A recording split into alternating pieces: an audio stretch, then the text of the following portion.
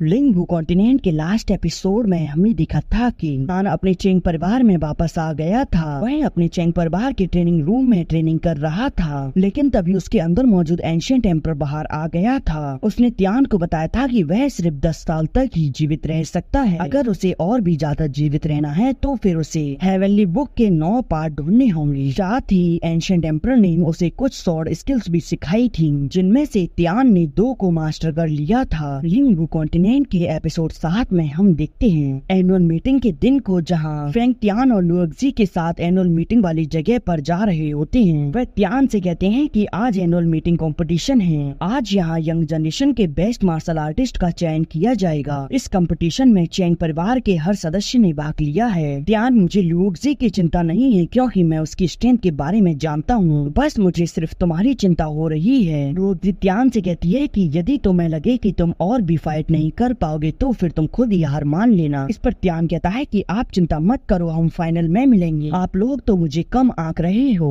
तभी फ्रैंक कहते हैं कि ये जो लोग यहाँ खड़े हैं उनकी हरकतें कुछ ठीक नहीं हैं, तो फिर तुम लोग सावधान रहना। इस पर त्यान कहता है कि पिताजी आप चिंता मत करो, आज का दिन पिछले दिनों से अलग होगा। मैं अब पहले वाला कमजोर चेंग त्यान नहीं रहा। अभी लुओक्सी कहती है कि देखो वह लोग आ गए। वहाँ पर वे त्यान उसके साथ ही आ जाते हैं और वे त्यान कहते हैं कि अब जब सब यहाँ लोग आ ही गए हैं तो फिर मैं अनाउंसमेंट करता हूँ कि एनुअल मीटिंग अब शुरू होती है। परंतु तभी फेंग अपनी पावर को रिलीज करते हैं, जिससे कि सभी लोग डर जाते हैं। त्यान कहता है कि अंकल मैं जानना चाहता हूँ कि वैसे क्लैन लीडर है कौन। इस पर वे त्यान कहते हैं कि इसमें क्या संदेह है, वह तो तुम्हारे पिता ही हैं। इस पर त्यान कहता है तो फिर आप वहाँ खड़े होकर एनुअल मीटिंग को शुरू कैसे कर सकते हैं, कहीं आप क्लैन लीडर की पोजीशन के पीछे तो नहीं पड़े। तभी वहाँ पर चेंग यूई आगे आती है। वह कहती है कि त्यान, एनुअल मीटिंग को कौन शुरू करेगा इसका कोई रूल नहीं है, और हाँ मैं तुम्हारी सेफ्टी के लिए बता दूं, तुम अब ज्यादा आगे मत बढ़ना। और वह फेंग से कहती है कि सेकंड अंकल, एनुअल मीटिंग में देरी हो रही है इसीलिए पिताजी ने ऐसा किया। त्यान चेंग यूई से कहता है कि पहले तुम्हें अपनी आइडेंटिटी के बारे में पता होना चाहिए। तुम चेन परिवार की मेंबर हो, लेकिन तुम आउटसाइडर्स को यहाँ लेकर आई हो। तुम्हारा ऐसा करने का क्या इरादा है? तभी वहाँ खड़ा लोग जियान सेक्ट का मेंबर कहता है कि तुम्हारी हिम्मत कैसे हुई हमारा अपमान करने की। इस पर त्यान कहता है कि अगर तुम्हें यह सब बर्दाश्त नहीं हो रहा तो फिर यहाँ से जल्दी फुट लो। यह सुनकर वहाँ खड़ा पर्सन कहता है कि त्यान तुम शांत हो जाओ, तुम लो जियान क्लैन के लोगों का अपमान कर रहे हो। तभी बे त्यान कहते हैं कि त्यान, मुझे लगता है कि तुम कुछ ज्यादा ही बोलने लगे हो। यह सुनकर फेंग त्यान को पीछे कर देते हैं और अब वह आगे आते हुए कहते हैं कि मेरे बेटे ने इसमें क्या गलत कह दिया। वह बेटियान के सामने आकर कहते हैं कि अभी भी क्लैन लीडर मैं हूँ, तो फिर क्या तुम मेरी बात का उल्लंघन करोगे? अब यह सुनकर लो जियान सेक्ट के वह लोग तो गुस्सा हो रहे होते हैं, लेकिन त्यान तो अपनी तिरछी निगाहों से ही उन्हें डरा देता है। इधर वे त्यान फेंग की इस कड़क आवाज को सुनकर कहते हैं कि आज ये लोग इतने सख्त क्यों आए, वैसे तो ये शांत रहते थे।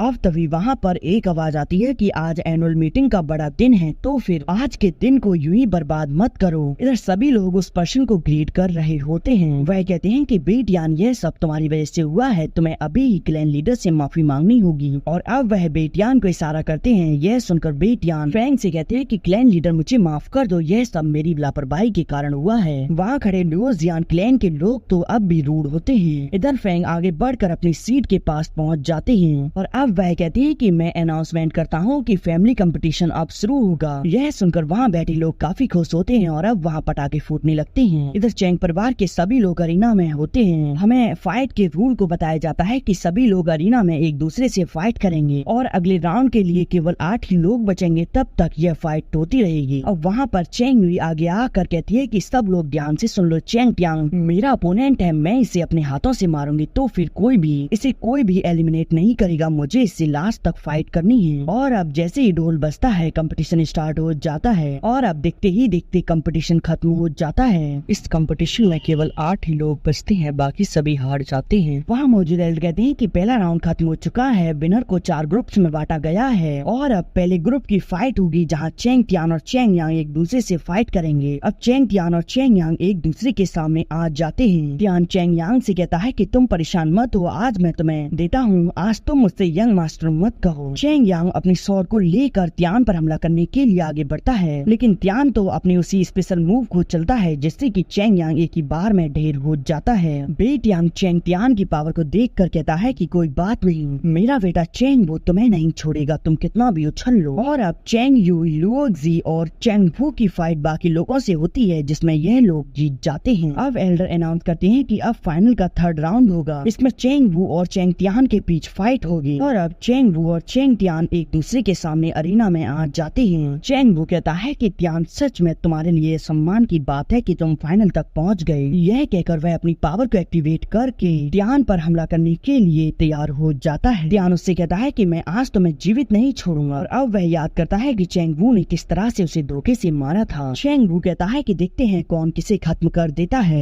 और अब उन दोनों के बीच फाइट स्टार्ट हो जाती है। जब चेंग वू तियान पर हमला करते हुए कहता है कि तुम इतनी सी पावर से तो मेरा कुछ भी नहीं बिगाड़ पाओगे, तुम्हारी स्किल बिल्कुल भी साथ नहीं है। और यह कहकर वह तियान पर हमला कर देता है, लेकिन तियान तो हवा में आकर वहाँ पर एक पावरफुल स्लेश अटैक चेंग वू के ऊपर कर देता है। चेंग वू यह देखकर कहती है कि चेंग वू अपने आप को संभालो। उधर चेंग वू इस हमले से बच जाता है। वो कहता है कि मैं वॉरियर रियल्म के 9th लेवल पर हूँ, मैं तुम्हें आज ही मार दूंगा। और यह कहकर वह वहाँ पर अपनी एक पावरफुल टेक्निक को एक्टिवेट कर लेता है। यह देखकर लोग जी घबरा जाती है। अब यह देखकर तियान कहता है कि चलो मैं भी तुम्हें अपनी पावर को दिखाता हूँ और अब वह अपनी ऑरा को रिलीज करता है। यह देखकर भी तियान घबरा जाता है और अब वह आगे बढ़कर अपने बेटे को बचाने जाने लगता है, लेकिन फेंग तो बीच में आ जाती है, वह उसे वहीं रोक लेते हैं। इधर लोग जी चेंग यू के सामने आ जाती है। वह उससे कहती है कि तुम्हें शांति से फाइट देखनी चाहिए, इसके बीच में हस्तक्षेप करने की तुम्हारी जरूरत नहीं है। इधर चेंग वू अपनी पावर को और भी ज्यादा बढ़ा लेता है। तभी तियान अपनी माउंटेन एंड रिवर टेक्निक को एक्टिवेट कर लेता है और फिर वह अपनी उस टेक्निक से एक ही अटैक में चेंग वू को बुरी तरीके से घायल कर देता है। चेंग वू तो अब अपने वेपन को उठाने के लायक भी नहीं बचता। वह अपने पिता और अपनी बहन से मदद मांगते हुए कहता है कि मुझे बचा लो, लेकिन तियान उससे कहता है कि आज तुम्हें कोई भी नहीं बचा पाएगा। लेकिन तभी वहाँ पर एक बंदा खड़ा होता है और अब वह काफी स्पीड से बढ़ते हुए तियान से कहता है कि सावधान हो जाओ और अब वह उस पर हमला कर देता है। इस अटैक से तियान बुरी तरीके से घायल हो जाता है, उसके अंदर से खून भी निकल रहा होता है। यह देखकर लोग जी और फेंग काफी ज्यादा डर जाते हैं और इसी के साथ यह एपिसोड यहीं एंड हो जाता है।